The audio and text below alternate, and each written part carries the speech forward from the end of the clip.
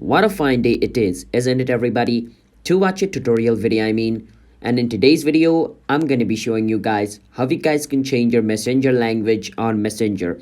So it's pretty simple, but you can change the language of your messenger from the setting of your messenger. You need to go to your phone setting and change the entire language of your phone.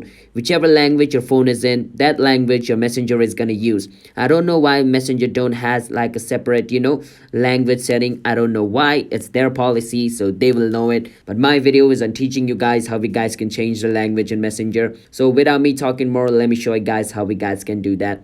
But before that, if you guys are new to our channel app tutorial, then don't forget to hit that like and subscribe to our YouTube channel with notification on, so you guys can get notified for our future video. Now without me talking more, let's get into the video. First step, close your messenger, go to your phone setting.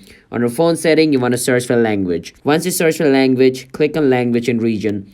And over here where it says iPhone language, it's on English. Now whichever language you choose over here, your phone is going to use that language. Not just your phone, your messenger is also going to use that language. But I'm not going to, change my language, because if I change my language, all my setting language will be changed.